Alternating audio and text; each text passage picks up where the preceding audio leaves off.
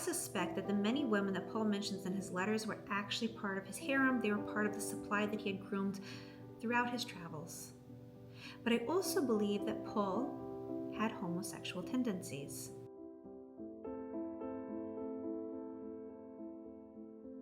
Welcome back to our series in which we're asking the question, did Paul have a personality disorder? And if you're new to the series and you haven't seen the first 3 videos, I highly suggest that you go back and you watch them. You can find the links in the comment section below. In the first video, I give you an overview of what narcissistic personality disorder is all about. And in the second video and the third video, I explain to you why I believe that Paul had narcissistic personality disorder, or NPD, using his own letters. Now in this video, we're going to do something different. I'm going to give you my theory of why I believe Paul traveled so much. Now this theory cannot be proven, so if you disagree with me, that is perfectly fine. But if you want to understand how I arrived at this theory, I highly suggest that you go back and you watch those videos. Now we will be hitting on some sensitive topics such as sexuality and Paul's orientation. So if that is uncomfortable for you, you can go ahead and just shut off the video right now. So why did Paul travel so much? If you're a Christian, you're going to say, well, he was a missionary. He was trying to bring Jesus to the people. And that is true. I do agree with you.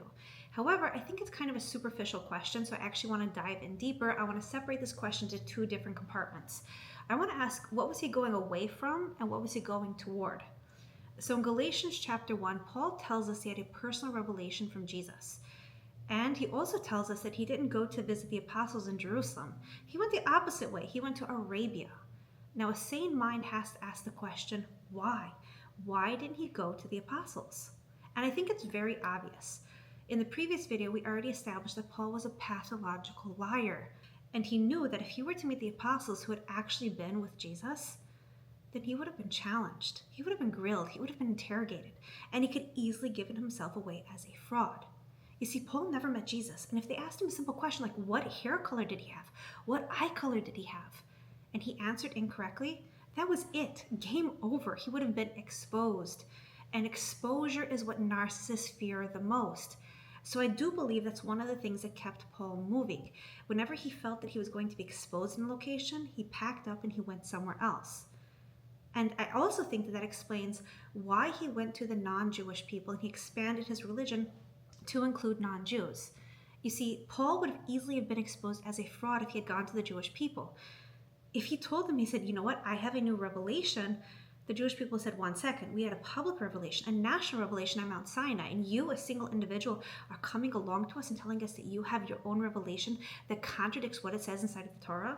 I mean, in Deuteronomy chapter 13, it says if somebody comes along and says that the laws are null and void, he is a false prophet. Or if they come along and they add to the laws, they are a false prophet. And Paul specifically said that Christ is the end of the law to all who believe. He came to do away with the law. He hated ritual commandments. So he would easily have been exposed as a fraud if he had tried to heavily witness to the Jewish people. So Paul focused on the Gentiles. He was very, very scared of exposure. Now, I believe that explains why he was running from certain locations, but it doesn't explain why he was traveling to other locations. So let's address this. We've spoken in previous videos that narcissists need supply. Supply is self-esteem juice. It's that thing that keeps narcissists going. So there are 4 main categories of supply: admiration, sex, services, and safety. Now, safety obviously is being in a location where you're not going to be exposed with people who make you feel safe. And that certainly happened at some points in time for Paul. But we still need to go back and look at the other situations. So admiration, for sure. He was a cult leader. He was going around. He was bringing in people to his religion. He was the star of the show. He was the head honcho. That's fantastic for admiration. He felt amazing. He was a cult leader. So yeah, he definitely got admiration from going around and establishing new churches. The next bullet point is sex. Hold on a second. You're saying Paul claimed to be celibate. And it is true, he did claim to be celibate. However, we have already established that Paul was a pathological liar. So I am not taking his word at face value. The one thing I believe him that he said was that he was not married. And if we're looking through the lens of narcissistic personality disorder, we can really understand this. Many narcissists don't want to get married because it cramps their style. It makes them take accountability. And it means that they have to contribute to family life, which is difficult for many narcissists because they have emotional connectivity issues and an incredible sense of self-absorption. It's all about me, me, me, me, me. So it makes family life pretty hard. So Paul's claim about celibacy, what do I think that is? I believe it was a cloak for the fact that he was actually highly promiscuous. You see, Paul claimed to be a Pharisee, and yet he promoted celibacy as a virtue. Now, that is not in line with the Hebrew scriptures at all. No Pharisee would ever say that. The Hebrew Bible is very clear that it's not good for a man to be alone. A man should leave his parents, he should cleave to his wife, and he should have children. Celibacy is not a virtue in the Hebrew Bible. So Paul was creating this new theology, and he was saying that this is really the best way to be. Why? Because he didn't want people to suspect him that he was actually highly promiscuous. In 2 Corinthians chapter 12, verse 7, Paul admits that he has a thorn in his flesh, something inside of his body that is driving him crazy. Therefore, in order to keep me from being conceited, I was given a thorn in my flesh, a messenger of Satan to torment me. Now, of course, Paul's theology is that everybody is a slave to sin. And I believe that that was him looking through his own lens. He felt that he was enslaved to sin. He was stuck in a sin cycle that he couldn't escape. He was deeply ashamed of that. For the good that I would, I do not, but the evil which I would not, that I do. There were clearly times that he had guilt over something that he was struggling with. Now, when we're viewing this through the lens of NPD, I believe we can begin to understand what he was struggling with. I believe that Paul struggled with hypersexuality and sexual addiction. And I'm not trying to shame anybody who has these issues, but in order to understand Paul, I believe these are topics that we must talk about. Many people believe that Paul was a heterosexual who practiced celibacy. Other people believe that he was a repressed gay. Everybody has a different theory. I actually believe something different. Looking through the lens of narcissistic personality disorder and looking through his letters, I believe that Paul was probably actually sexually fluid, that he slept with both men and women. Let me explain, but before I do, let me say that I'm not saying a blanket statement about everybody who has NPD. I do believe that many people with NPD are sexually fluid, and we'll get into the reasons for that soon. However, not everybody identifies as sexually fluid. Some people are heterosexual and some people are asexual. At least they claim to be so. I don't know. I don't have NPD, thank God, and I can't offer an opinion about what it's like to actually be a person with NPD. However, what I have seen is that narcissism does run predominantly high within homosexual communities, and I have seen comments from people with NPD who say that they will modify their sexuality depending on where they're getting supply from, because it is a self-esteem juice that is a driving force behind everything. One comment that hit really hard was, "My need for admiration exceeds that of my own personal preference for sex." How sad is that, and how powerful is NPD? And of course, this makes very much sense once you realize that people with NPD struggle with close emotional connections with other human beings. So it's really just about conquest, about power, sometimes about animalistic instincts, about admiration.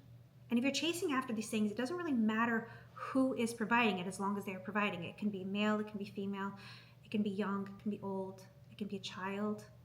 Many people with NPD don't have any breaks, and they will engage in sexual acts without concern for marriage status, without concern for incest. Now, not everybody is this way, so please don't take this analysis and apply it to anybody who you know who has NPD. Every person is a person to themselves, and everybody struggles with their own things. But I'm taking this information that I have gained, and I'm looking at the letters of Paul, and I'm analyzing Paul specifically using this information. So what is it that indicates to me that Paul actually was sexually fluid? Well, number one, he spent an incredible amount of time with women, it seems. When he writes his letters, he addressed different women. And there are two women that strike me as having a very close relationship with Paul. One is Phoebe, who seemed to have been given special status by Paul. And the other one is Priscilla, who in 2 out of 3 letters, he actually puts her before her husband, which indicates to me that he held her in special esteem. Now remember, people with NPD often don't have any morality whatsoever. So in Paul's mind, if he had NPD, he probably would not have cared for her marital status at all. My theory is that Paul actually had a harem full of women spread out in all these different places. And the women that he mentioned in his letters were very likely a part of that harem. Now, the thing you need to understand about the way NPD works is that everything is about hierarchy. The person with NPD is obviously top tier, but then they have what's called grade A supply, the people who can really provide them with the best supply. These are the people that the narcissist will hold very close to them and cherish them. And Again, when I say cherish, I don't mean like a love relationship, but they are the best object out there. They're the most shiny object, the most attractive one, right? People with NPD typically view other people as objects, as tools to get whatever they want out of them. And when a person can no longer provide them with something, they'll just discard them. There's no emotional bonding there. Now, within the grade A supply, the narcissist usually has one primary supply. That would be his primary narc supply, his main ego stroker, his main sex supply, his main person who gives him juice to keep going, right? Now, remember we spoke about how the narcissist will often parade the truth in public and like haha, I'm showing you what I'm doing, but you're just too dumb to figure it out. We spoke about that in the last video. So this is the same thing that happens with narc supply. The narcissist will very often parade his primary narc supply in public. They'll have a business relationship, a working relationship, a religious relationship with his primary narc supply. And it doesn't matter if that person is married or not. He will parade that person in public. And anytime you see that there's a known narcissist who has a long established relationship with somebody and it's in the public eye, you can assume that that person is his primary narc supply. That's the person that no matter how many times they break up, how many times they smear each other's name, they always end up coming back together. And again, remember I said the narcissist often has no boundaries. So it really doesn't matter if that person is married or not, because in the narcissist's mind, once he has conquered a person, that person becomes his item, and he can always go back and he can play with it no matter what, even if somebody steals it away from him for a time. It's really his item.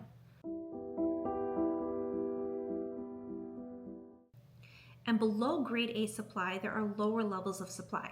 People that the narcissist will use, discard, and then just put on a back burner and checking them only every now and again, just in order to make sure that they're there if he needs. If he runs out of other supply, he can always check back in with them and use them out before he discards them again.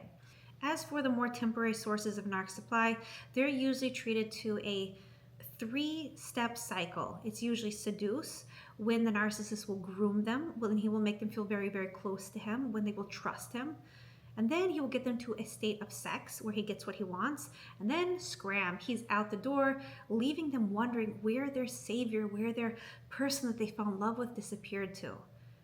He leaves them heartbroken, writhing in pain. Many narcissists are just incredibly cold, incredibly callous, and they could care less about other people's feelings. So I suspect that the many women that Paul mentions in his letters were actually part of his harem. They were part of the supply that he had groomed throughout his travels. But I also believe that Paul had homosexual tendencies. In order to understand this, I think it's important to look at the context of the time and as well to ask the question, who was Paul? Now, of course, Paul claimed to be a Pharisee, but I don't believe him for reasons that are beyond the scope of this video. What I do think makes a lot of sense is what the Ebionites had to say about Paul. The Ebionites, who were early Christians, said that Paul came from Tarsus and he came from a non-Jewish family and he converted to Judaism at a certain point in his life, but then he turned his back on Judaism. I believe that makes a lot of sense and explains why he went and he established his own cult, but he had a taste of Pharisaic life. So Paul was from Tarsus, which was under Roman rule. And in Roman society at the time, homosexuality was prevalent, it was legal, it was common, and the most prized partner was considered a young boy. Pedophilia was legal. And it is my suspicion that Paul was one of these children who was abused by an older man. And I believe that that is what caused him to have narcissistic personality disorder. Because a child who is sexually exploited is not only physically abused, but also psychologically and emotionally abused. And I believe this deeply impacted Paul. And I believe it shaped his whole character. And it caused him to go out and to actually establish Christianity as we know it today.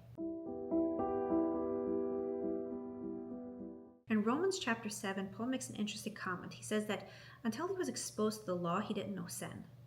Now, this makes a lot of sense given the context of the time. In Rome, homosexuality was not considered a sin. But once he came to Judaism, he learned that homosexuality was a sin. So even though he might have been psychologically traumatized, he never understood it as a sin. And then Judaism comes along and says, wait, 1 second. It is a sin. And if he had an inclination because of his experience as a child toward homosexuality, all of a sudden he would have had to struggle with more guilt and more shame than he just had absorbed on his own as a child. I believe that there was a part of him that was truly disgusted with it. that was traumatized and that also felt sinful. But at the same time, he was drawn toward that which he despised. And so he had to write this chapter that both portrayed his complicated feelings towards homosexuality and also created a cover-up so that he could actually engage in homosexuality behind the scenes. Moreover, I believe that the underlying abuse that he suffered as a child actually caused him body dysmorphia, where he hated his body. In Romans chapter 7, we see that Paul cries out, "O wretched man that I am, who shall deliver me from the body of this death?" Paul hated himself. He had tremendous shame, he had tremendous pain, he had tremendous conflict within himself. And so yes, I do believe that Paul struggled with both infidelity, promiscuous ways, and homosexuality, all a cause of his NPD. I don't think that money was Paul's main motivating factor. However, he definitely did request money multiple times throughout his letters, such as in 2 Corinthians chapter 8 and 9, 1 Corinthians chapter 9, verse 9 and 10. He actually perverts the Hebrew Bible. He goes along and he says, does God really care about oxen? Referencing the fact that there's a commandment inside of the Torah that when an ox is threshing in a field, you can't muzzle its mouth. You have to enable it to eat the food that it's working with. Otherwise, it's animal cruelty. So Paul's like, does God really care about oxen? It's only for us that he gave this commandment. What he's saying is, you know what? I'm a missionary. Give me your money. And he says it very explicitly in verse 11. If we have sown unto you spiritual things, is it a great thing if we shall reap your carnal things? In other words, I brought you religion, so give me your money, right? So Paul definitely was a fan of carnal things of all sorts. And wherever he could get them, that's where he was going to go. So in the previous videos, we made a strong case of narcissistic personality disorder. And when viewed through this lens, we can easily understand that Paul was traveling long distances in order to procure supply in all its various different forms: admiration, sex, services, and safety. And you have to realize that nowadays, a narcissist doesn't have to travel so far necessarily. A narcissist can be sitting at home on his own computer and he can be grooming people all around the world. We have Facebook, we have WhatsApp, we have dating apps, we have all different sorts of things that make grooming a person so much easier. So you can groom a person and then you can meet up with them at some point in time and take it to the next step. But Paul, in order to groom people, he had to go out. He had to jump from community to community to community in order to procure supply because he didn't have technology. So Paul the Promiscuous, in my view, was definitely the classic narcissist.